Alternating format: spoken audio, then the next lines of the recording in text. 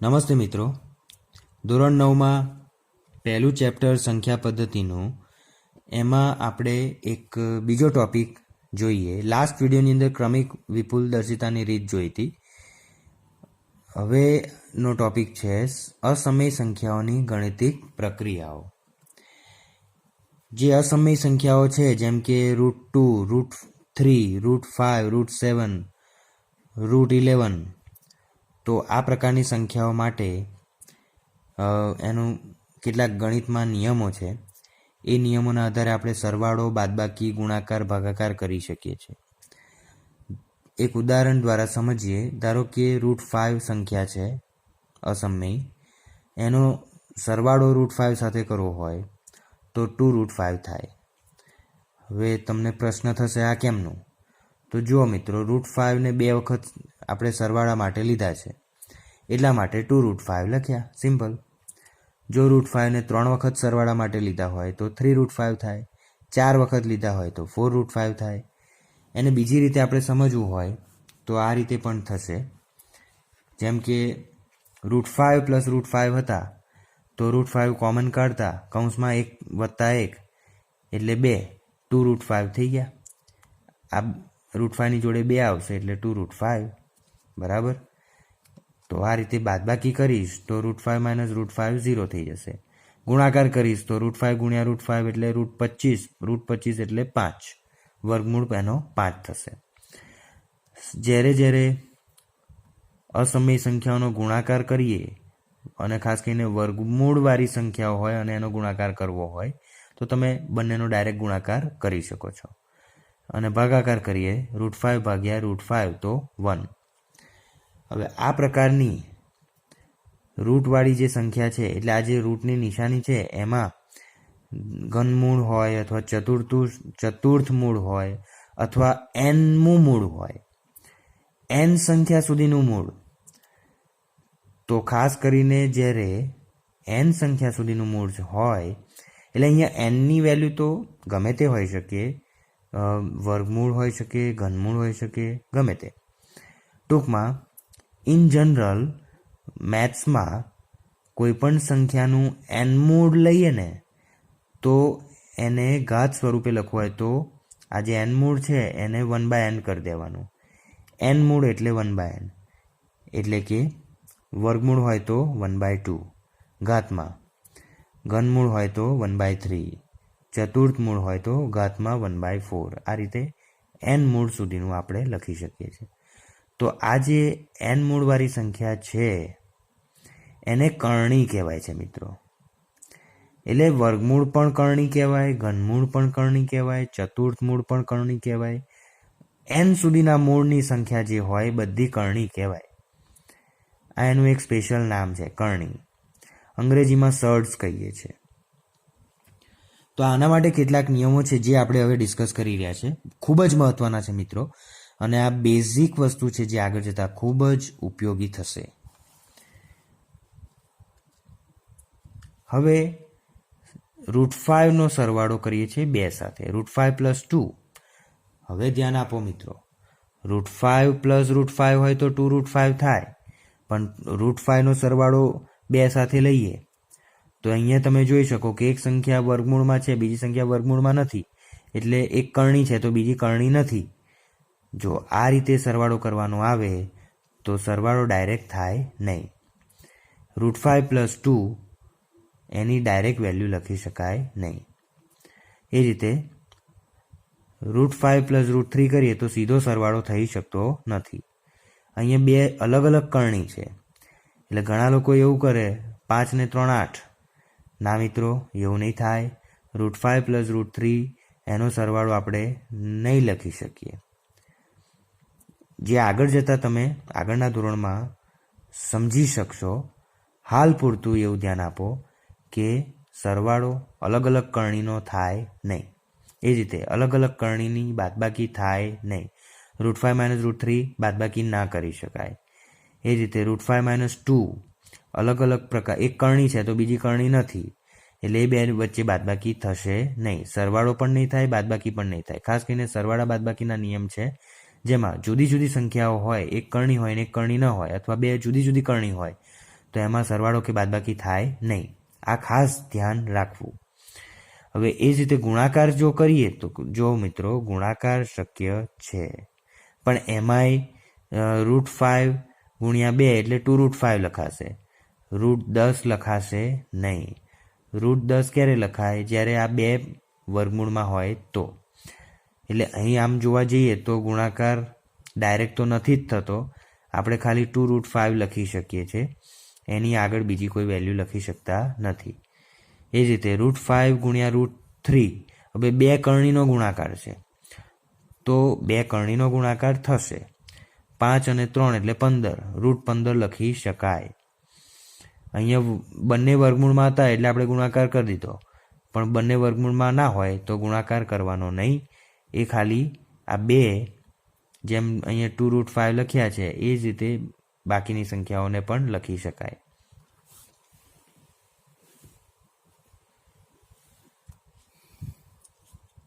હવે 2 સરખી હોય કરણી, જેમ કે √2 ગુણ્યા √2, તો ગુણાકાર તો થાય જ મિત્રો.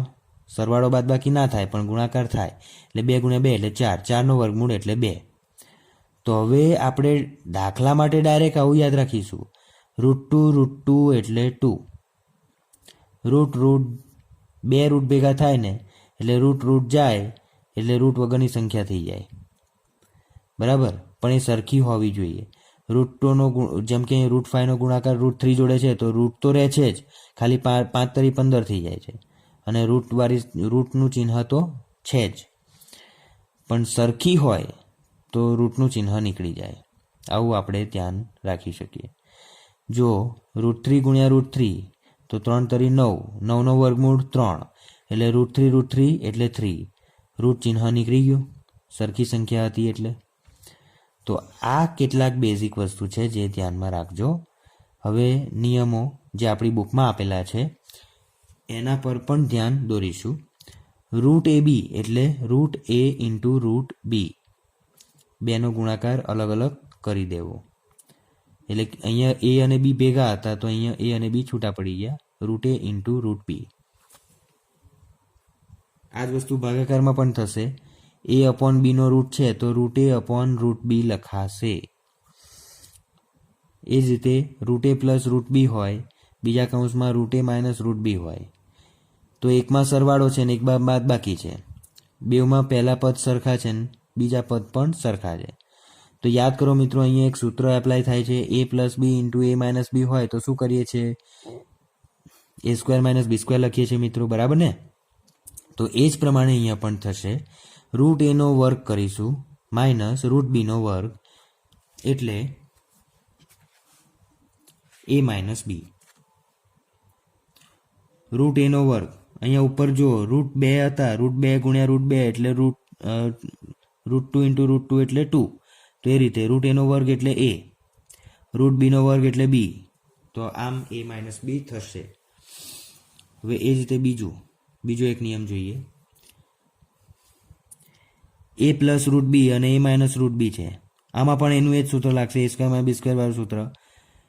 પહેલા A નો વર્ગ થશે માઇનસ √B નો વર્ગ, √B નો વર્ગ એટલે B, એટલે A² - B. આ નિયમો છે, ખાસ ધ્યાન રાખવા. અને એ જ રીતે √A + √B હોય, √C + √D હોય, બંને કૌંસમાં પ્લસ જ છે. જો બંને કૌંસમાં પ્લસ કે બંને કૌંસમાં માઇનસ આવે, સરખા આવે તો ત્યાં આપણે A² - B² વાળું સૂત્ર લગાવી શકતા નથી. તો અહીં આપણે √A + √B, √C + √D માટે સીધો ગુણાકાર જ કરવાનો છે. સૌથી પહેલા કૌંસમાંથી √A નો ગુણાકાર બીજા કૌંસમાં √C અને √D સાથે વારાફરતી કરવાનો છે. એટલે પહેલા A અને C નો ગુણાકાર લઈએ એટલે √AC પ્લસ A અને D નો ગુણાકાર લઈએ એટલે √AD પ્લસ હવે B નો વારો, B ને C જોડે ગુણવાના, B ને D જોડે ગુણવાના. બરાબર, દરેક સંખ્યાને વારાફરતી એકબીજા સાથે ગુણવાની હોય છે. તો B ને C સાથે ગુણીશું એટલે √BC આવશે અને B ને D સાથે ગુણીશું એટલે √BD આવશે. તો આ રીતે 4 પદ આપણને મળી જાય. જો A ને C અને D સાથે ગુણીએ એટલે 2 પદ થશે, B ને C અને D સાથે ગુણીએ એટલે બીજા 2 પદ થશે, એટલે ટોટલ 4 પદ આવશે. તો આ ગુણાકાર કરતી વખતે ખાસ ધ્યાન રાખવું, એ અને બી સિવાય બીની જગ્યાએ કોઈ પણ સંખ્યા હોઈ શકે છે. હવે root A plus or minus root B આખાનો વર્ગ. તો યાદ કરો મિત્રો, એક બીજું સૂત્ર હતું 8માં આવી ગયું છે, એ પ્લસ બીનો વર્ગ. તો જો મિત્રો, root A plus or minus root B નો વર્ગ છે, તો એ પ્લસ બીનો વર્ગ કરીએ એટલે A square plus 2ab plus B square થાય. બરાબર ને મિત્રો? સૂત્ર યાદ આવ્યું ને? એ પ્લસ બીનો વર્ગ હોય તો એ square plus 2ab plus B square. તો એ જ પ્રમાણે આપણે અહીં લખીશું. અહીંયા રૂટ એ પ્લસ, પહેલાં પ્લસ લઈએ. અહીંયા પ્લસ અને માઇનસ મેં બે એક સાથે લીધા છે. એનો મતલબ ઘણીવાર પ્લસ હોઈ શકે, ઘણીવાર માઇનસ હોઈ શકે. બંને એક સાથે ના હોય, કાં તો પ્લસ અથવા માઇનસ હશે. તો રૂટ એ પ્લસ રૂટ બી જો હોય તો પહેલાં આવશે રૂટ એનો વર્ગ એટલે એ પ્લસ, પછી મધ્યમ પદમાં 2ab હોય છે, એ સ્ક્વેર પ્લસ 2ab એટલે મધ્યમ પદમાં 2ab હોય તો અહીંયા 2 રૂટ ab થઈ જશે. એ અને બી બંને રૂટમાં છે એટલે રૂટ ab થશે, એટલે 2 રૂટ ab પ્લસ રૂટ બીનો વર્ગ એટલે બી.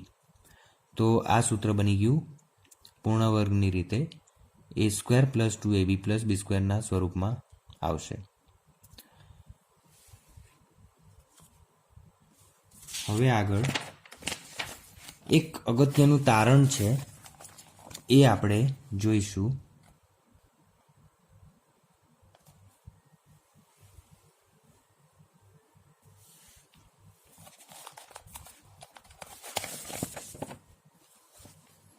જુઓ મિત્રો, પહેલું તારણ એવું કહે છે કે કોઈપણ શૂન્યેતર સમય સંખ્યાનો અસમય સંખ્યા સાથેનો સરવાળો અથવા તફાવત અથવા ગુણાકાર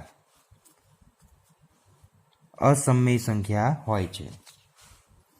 તમે સરવાળો, તફાવત અથવા ગુણાકાર કરો તો એ અસમય સંખ્યા થશે. એટલે અહીંયા એવું કહે છે કે શૂન્ય સિવાયની કોઈ પણ સમય સંખ્યા આપણે લઈએ અને એનો સરવાળો, તફાવત અથવા ગુણાકાર અસમય સંખ્યા સાથે કરીએ તો જવાબમાં આપણને અસમય સંખ્યા જ મળવાની. જેમ કે આપણે આગળ હમણાં જોયું કે રૂટ 5નો સરવાળો 2 સાથે કર્યો તો રૂટ 5 પ્લસ 2 આ એક અસમય સંખ્યા બની જશે મિત્રો. અસમય સંખ્યાનો સરવાળો સમય સંખ્યા સાથે કરવાથી જે જવાબ આવશે તે અસમય સંખ્યા મળે, એમ આ તારણમાં કહેવામાં આવે છે. જો સરવાળાની જગ્યાએ હું બાદબાકી કરીશ તો પણ એનું એ જ થશે. અસમય સંખ્યાની બાદબાકી સમય સંખ્યા સાથે જો હું કરીશ તો જવાબમાં રૂટ 5 માઇનસ રૂટ 2 આવે છે, જે અસમય સંખ્યા છે. એટલે હંમેશા અસમય સંખ્યા મળે જો હું સરવાળો, બાદબાકી કે ગુણાકાર કરું તો. જેમાંથી એક સંખ્યા અસમય હોય અને એક સંખ્યા સમય હોય તો સરવાળો, બાદબાકી, ગુણાકાર અસમય સંખ્યા મળશે. આ ખાસ યાદ રાખવું.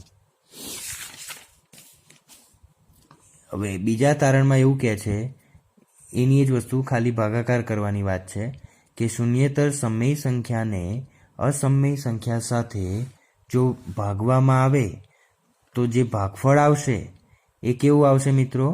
અસમય સંખ્યા મળશે. બરાબર?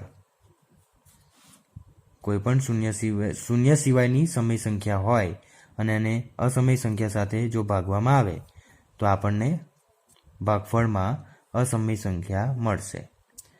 ત્રીજું તારણ, બે અસમય સંખ્યાઓનો સરવાળો. એટલે હવે બે આપેલ બંને સંખ્યા અસમય છે. હવે એ બેની વચ્ચે આપણે સરવાળો કરીએ છીએ, તફાવત લઈએ છીએ, ગુણાકાર કરીએ છીએ કે ભાગાકાર કરીએ છીએ. જ્યારે બે સમય સંખ્યાઓ હોય ને મિત્રો, અને જો હું સરવાળો, તફાવત, ગુણાકાર કે ભાગાકાર કરું તો મને જવાબમાં કઈ સંખ્યા મળશે મિત્રો? તમે કહી શકશો? જવાબમાં મને સમય સંખ્યા અથવા અસમય સંખ્યા મળશે. જો એમાં જવાબમાં તો સમય પણ હોઈ શકે અને અસમય પણ હોઈ શકે. જ્યારે બે અસમય સંખ્યાઓનો સરવાળો, તફાવત, ગુણાકાર અથવા ભાગાકાર કરીએ તો જવાબમાં મને સમય મળશે અથવા અસમય મળશે. આપણે પહેલેથી એવું કહી શકીએ નહીં કે સમય સંખ્યા જ મળશે અથવા અસમય સંખ્યા મળશે. બેમાંથી કોઈ પણ મળી શકે છે.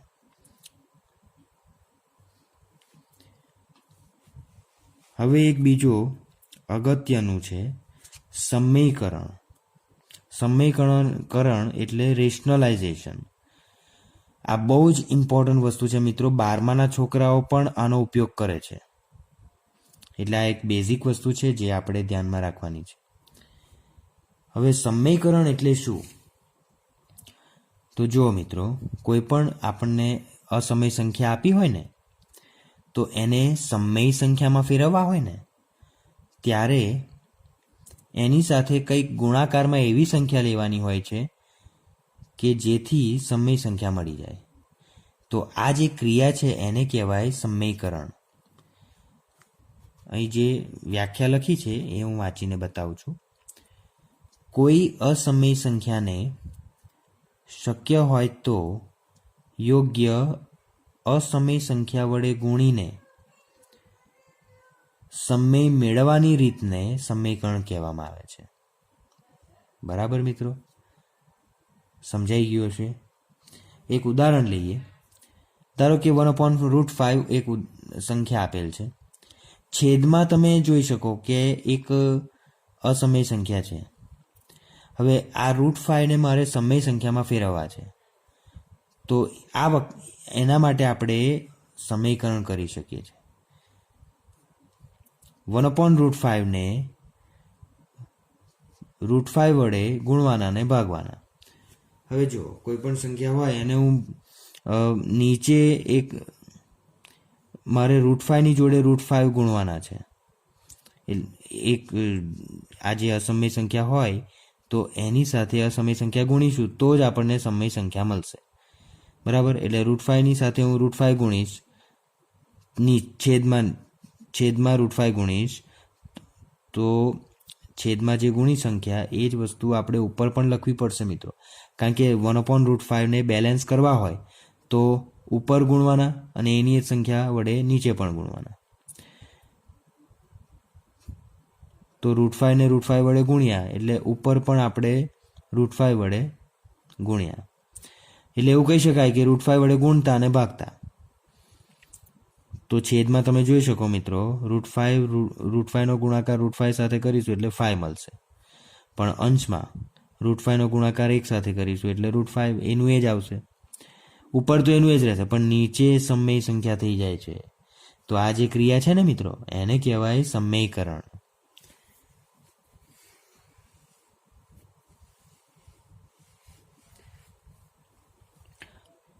તો અહીંયા મેં એકચ્યુઅલી છેદમાં જે √5 સંખ્યા હતી એને √5 વડે ગુણ્યા.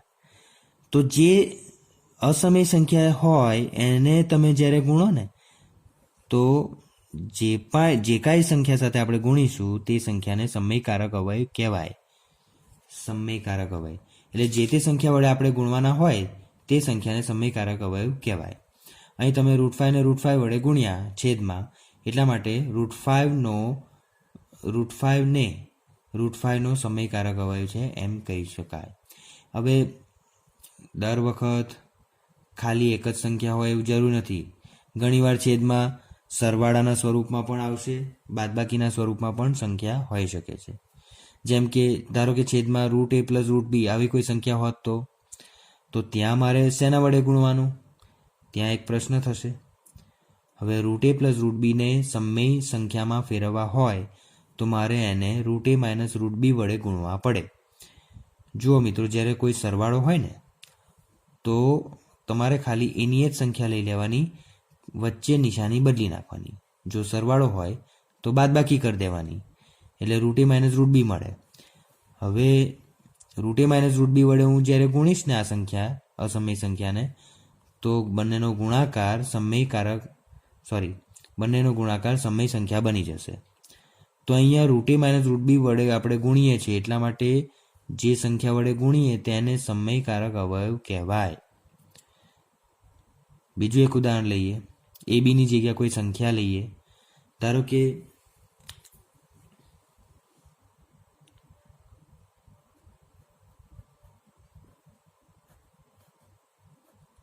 √5 માઇનસ √3 છે. હવે આ સંખ્યાને મારે સમય સંખ્યા બનાવી છે, તો √5 માઇનસ √3 ને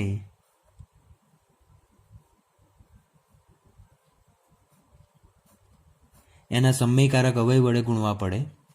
એટલે √5 માઇનસ √3 ની સાથે ગુણાકારમાં હું લખીશ √5 પ્લસ √3. બરાબર મિત્રો? માઇનસ હોય તો પ્લસ લઈ લેવાનું, સંખ્યા એની જ રાખવાની, ખાલી વચ્ચેની નિશાની બદલી નાખવાની.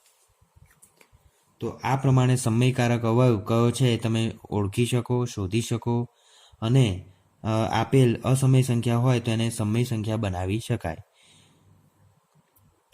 અને આ ક્રિયા જે છે એને સમયકરણ આપણે કહીએ છીએ. તો હવે આગળ સ્વાધ્યાયના પ્રશ્નો સોલ્વ કરીશું. બરાબર મિત્રો?